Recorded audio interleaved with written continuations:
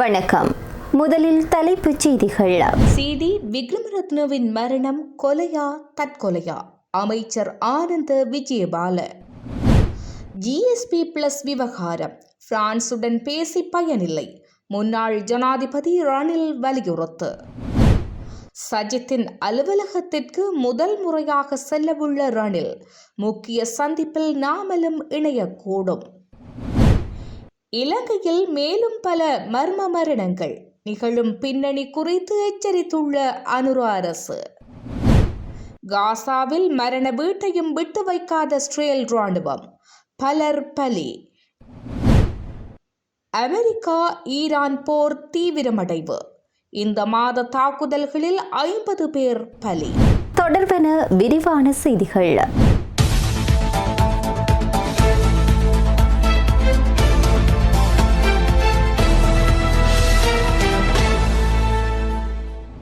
முன்னாள் போலீஸ் மா அதிபர் சிடி விக்ரமரத்ன கொலையா அல்லது தற்கொலையா என்பது உள்ளிட்ட அனைத்து விடயங்களும் அரசு ரசாயன பகுப்பாய்வின் பின்னரே வெளியிடப்படும். தற்போதைய நிலையில் தீவிர விசாரணைகள் முன்னெடுக்கப்பட்டு வருவதாக பொதுமக்கள் பாதுகாப்பு அமைச்சரான ஆனந்த விஜயபால தெரிவித்தார். முன்னாள் போலீஸ் மா அதிபர் சிடி விக்ரமரத்னவின் மரணம் தொடர்பில் கருத்து வெளியிடுகின்ற போது இந்த விடயத்தை அவர் தெரிவித்தார். மேலும் அவர் தெரிவித்ததாவது: முன்னாள் போலீஸ் மா அதிபர் சிடி விக்ரமரத்னவின் மரணம் தொடர்பில் தற்போது தீவிரமான விசாரணைகள் முன்னெடுக்கப்படுகின்றன. குறிப்பாக அவரது மெய் பாதுகாவலர், மனைவி, மகன் உள்ளிட்ட நெருக்கமானவர்களிடத்தில் வாக்குமூலங்கள் பெறப்பட்டுள்ளன. அத்துடன் துப்பாக்கி பிரயோகத்தின் மூலம் அவர் உயிரிழந்துள்ளார் என்பது திறந்த நீதவான் நீதிமன்றில் தெரிவிக்கப்பட்டுள்ளது. அவர் மரணமடைந்த இடத்தில் மீட்கப்பட்ட சான்று பொருட்கள் அனைத்தும் பரிசோதனைக்கு உட்படுத்தப்பட்டுள்ளன. அவ்வாறான நிலையில் அவரது மரணம் கொலையா தற்கொலையா என்பது குறித்து தற்போது கூற முடியாது. விசாரணைகள் முன்னெடுக்கப்பட்டுள்ள நிலையில் அரச ரசாயன பகுப்பாய்வாளரின் அறிக்கை வெளிவந்த பின்னரே இறுதியான தீர்மானத்திற்கு வர முடியும். எவ்வாறாயினும் முன்னாள் போலீஸ் மா அதிபரின் விடயத்தில் வெளிப்படையான பக்கசார்பற்ற விசாரணைகள் முன்னெடுக்கப்படுகின்றன. எதிர்க்கட்சிகள் குறித்த விடயத்தினை முன்வைத்து அரசியல் சுயலாபம் தேடுவதற்கு முயற்சிக்கின்றன என்றார். இலங்கைக்கு மிகவும் அவசியமான ஐரோப்பிய ஒன்றியத்தின் GLP+ வரிச்சலுகையை மீண்டும் பெற்றுக்கொள்வது தொடர்பான பேச்சுக்கள் பிரான்சுடன் நடத்துவதில் பயனில்லை என்றும் அது குறித்து பிரஸ்லஸ் நகருடனேயே பேச வேண்டும் என்று முன்னாள் ஜனாதிபதி ரணில் விக்ரமசிங்க தெரிவித்தார். அரசியல் சந்திப்பொன்றில் கலந்து கொண்டு கருத்து தெரிவிக்கின்ற போது இந்த விடயத்தை முன்னாள் ஜனாதிபதி ரணில் விக்ரமசிங்க தெரிவித்தார். GSP பிரச்சினை குறித்து பிரான்சுடன் பேசி பயனில்லை. இது குறித்து பெல்ஜியத்தின் பிரசல்ஸ் நகரிலேயே பேச வேண்டும். அதே போன்று இங்கிலாந்துடனும் பேச்சு நடத்தப்பட வேண்டும். ஏனெனில் ஐரோப்பிய ஒன்றியம் பின்பற்றும் முறைமையின்படியே இங்கிலாந்தும் GSP வரிச்சலுகையினை வழங்குகிறது. எனவே பிரசல்ஸ் நகருக்கு செல்லாமல் பிரான்சுக்கு செல்வதால் எவ்வித பலனும் கிடைக்காது. இது முற்றிலும் பிரசல்ஸ் சார்ந்த ஒரு விடயமாகும் என்று குறிப்பிட்டுள்ளார். இலங்கையின் ஏற்றுமதி துறைக்கு பெரும் உந்து சக்தியாக விளங்கும் GSP+ வரிச்சலுகை கடந்த 2017 ஆண்டு மே மாதம் 19 ஐரோப்பிய ஒன்றியத்தால் இலங்கைக்கு வழங்கப்பட்டது. மனித உரிமைகள், தொழிலாளர் உரிமைகள், சுற்றுச்சூழல் பாதுகாப்பு மற்றும் நல்லாட்சி உள்ளிட்ட 27 சர்வதேச உடன்படிக்கைகளை இலங்கை முறையாக நடைமுறைப்படுத்த வேண்டும் என்ற நிபந்தனையின் அடிப்படையிலேயே இந்த சலுகை வழங்கப்படுகின்றது. முன்னதாக 2010 ஆண்டில் மனித உரிமை மீறல் குற்றச்சாட்டுகளால் நிறுத்தப்பட்ட இந்த சலுகை பின்னர் 2017 மீண்டும் வழங்கப்பட்டது. இலங்கையின் இரண்டாவது பெரிய வர்த்தக பங்காளியாக ஐரோப்பிய ஒன்றியம் திகழ்கின்றது. 2025 ஆண்டின் தரவுகளின்படி இருதரப்புக்கும் இடையிலான மொத்த வர்த்தகம் 3.9 பில்லியன் யூரோக்களாகும். இதில் இலங்கையின் ஏற்றுமதியில் பாதிக்கும் மேற்பட்டவை ஆடைத்துறையை சார்ந்தவை என்பது குறிப்பிடத்தக்கது. தற்போது ஐரோப்பிய ஒன்றியத்தின் புதிய விதிமுறைகளுக்கு அமைய இலங்கை இந்த சலுகைக்கு மீண்டும் விண்ணப்பிக்க தயாராகி வரும் பின்னணியில் பயங்கரவாத தடுப்புச் சட்டம் மற்றும் நிகழ்நிலை பாதுகாப்பு சட்டம் போன்றவை சர்வதேச தரத்திற்கு ஏற்ப மாற்றுவாறு ஐரோப்பிய ஒன்றியம் இலங்கையை தொடர்ந்து வலியுறுத்தி வருகின்றது.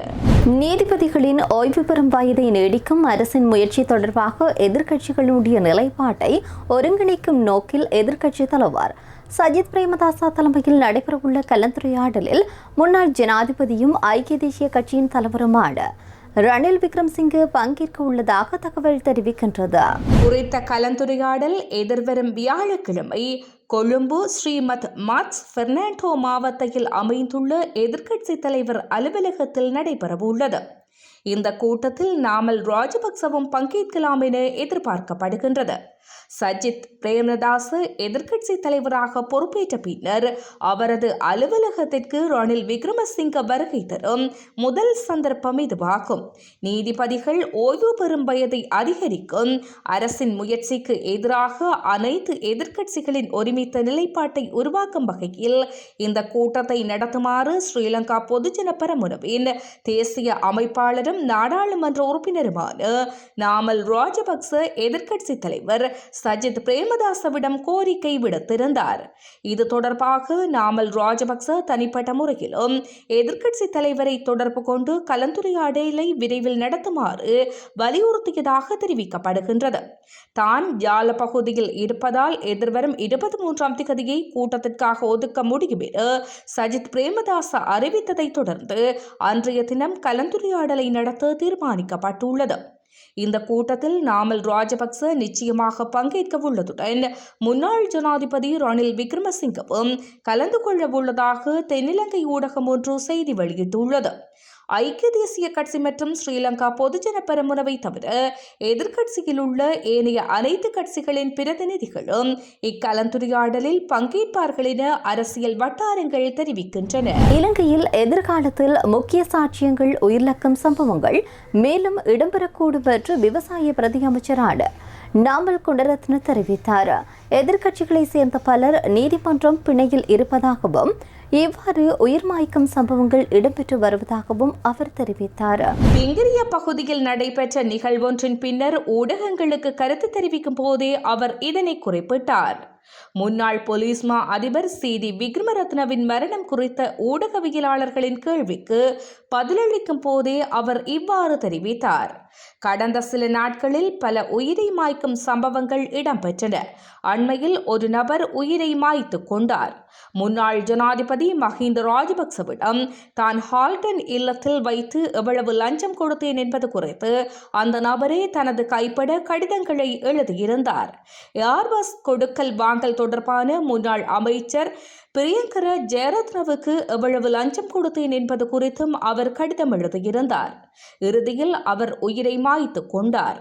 தற்போது ஒரு முன்னாள் போலீஸ் மா அதிபரும் தவறான முடிவை எடுத்து உயிரிழந்துள்ளார். இன்னும் எத்தனை பேருக்கு இவ்வாறான நிலை ஏற்படும் என்று எனக்கு தெரியவில்லை. எதிர்க்கட்சியில் இருப்பவர்களில் பெரும்பான்மையானவர்கள் பிணையில் வெளியே இருப்பவர்கள். அவர்களுக்கு எதிராக பல வழக்குகள் உள்ளன. மஹிந்தானந்த அழுத்கமகே ஒரு வழக்கிற்காக 20 வருட சிறை தண்டனை பெற்றுள்ளார். முன்னாள் வர்த்தக அமைச்சர் 25 வருட சிறை தண்டனை பெற்றுள்ளார். சரண குணவர்தன 16 வருட சிறை தண்டனை பெற்றுள்ளார். இவை ஒரு சில வழக்குகளின் தீர்ப்புகள் மட்டுமே. அவர்களுக்கு எதிராக இன்னமும் பல வழக்குகள் வரிசையாக உள்ளன என அவர் மேலும் தெரிவித்துள்ளார். போர் நடைமுறையில் இருந்த போதிலும் மத்திய காசாவில் உள்ள நுசராத் அகதிகள் முகாமில் முன்னதாக இஸ்ரேலிய படைகளினால் கொல்லப்பட்ட ஒரு பாலஸ்தீனியரின் இறுதிச் சடங்கின் போது பொதுமக்கள் கூடியிருந்த கூட்டத்தின் மீது இஸ்ரேலிய ஆளில்லாத விமானம் நடத்திய தாக்குதலில் குறைந்தது 8 பாலஸ்தீனியர்கள் கொல்லப்பட்டு மற்றும் 20 பேர் படுகாயமடைந்திருப்பதாக கூறப்படுகின்றது. இந்த தாக்குதலால் வெள்ளிக்கிழமை அதிகாலை முதல் காசா முழுவதும் இஸ்ரேலிய தாக்குதல்களில் கொல்லப்பட்ட பலஸ்தீனியர்களின் எண்ணிக்கை 13ஆகவும் கடந்த 72 மணி நேரத்தில் 25ஆகவும் உயர்ந்துள்ளதாக காசா அதிகாரிகள் தெரிவித்தனர். நுசராத் அகதிகள் முகாமில் உள்ள அல் அப்தா மருத்துவமனை ஒரு அறிக்கையில் அல் பலுதா சந்தை பகுதியில் பொதுமக்கள் கூடியிருந்ததை இலக்காக கொண்ட ஆஸ்திரேலிய தாக்குதலுக்கு பிறகு 8 பேரின் உடல்களை பெற்றதாகவும் காயமடைந்த 20 பேருக்கு சிகிச்சை அளித்ததாகவும் கூறியுள்ளது. இறுதி ஊர்வலத்தை தொடங்குவதற்காக காத்திருந்த போது அஹ்மத் யாசின் மசூதிக்கு வெளியே கூடியிருந்த பலஸ்தீனியர்களை அந்த ஆளில்லா விமானம் குறிவைத்ததாக நேரில் கண்ட சாட்சிகள் ஊடகம் ஒன்றிடம் தெரிவித்துள்ளனர். வெள்ளிக்கிழமை முன்னதாக ஆஸ்திரேலிய படைகளால் கொல்லப்பட்ட ஒரு பலஸ்தீனியருக்காக இறுதிச் சடங்கு இது என்று அந்த சாட்சிகள் கூறியுள்ளனர். தெஹ்ரான் ஈரானுக்கு எதிராக அமெரிக்கா நடத்தி வரும் வான்வெளி தாக்குதல் இந்த மாதத்தில் பெரும் தீவிரமடைந்திருக்கக்கூடிய நிலையில் கடந்த ஜூலை மாதம் 6ஆம் தேதி வரை 50 பேர் உயிரிழந்திருக்கின்றனர். அத்துடன் 500க்கும் மேற்பட்டோர் காயமடைந்துள்ளதாக ஈரானின் சுகாதார அமைச்சு தெரிவித்தது. அமெரிக்க படைகள் தொடர்ந்து 7வது இரவாக நடத்திய தாக்குதல்களின் காரணமாக ஈரானின் தென்பகுதியில் உள்ள 20 கிராமங்களைச் சேர்ந்த சுமார் 10,000 மக்கள் குடிநீர் விநியோகமின்றி பாதிக்கப்பட்டுள்ளதாக ஈரானின் தேசிய நீர் நிறுவனம் தெரிவித்துள்ளது. ஹோர்முஸ் நீரிணை மீண்டும் மூடப்பட்டதாக ஈரான் அறிவித்ததை தொடர்ந்து அமெரிக்க ராணுவம் ஈரானிய துறைமுகங்களுக்கு பொருளாதார தடையை விதிக்க நடவடிக்கை எடுத்து வருகிறது. கடந்த மாதம் இரு நாடுகளுக்கும் இடையே தற்காலிக போர் நிறுத்த உடன்படிக்கை கையெழுத்தான போதிலும் தற்போது மீண்டும் மோதல்கள் வெடித்துள்ளன. அமெரிக்க ஜனாதிபதி டொனால்ட் ட்ரம்ப் ஈரானின் மத்திய பகுதியில் அமைத்துள்ள பெக் ஆக்ஸ்மலை நிலத்தடி அணுசக்தி மையத்தை தகர்க்கப் போவதாக அண்மையில் எச்சரித்ததை தொடர்ந்து இந்த இடம் சர்வதேச கவனத்தை பெற்றுள்ளது. இத்துடன் செய்திகள் நிறைவடைகின்றன. நன்றி.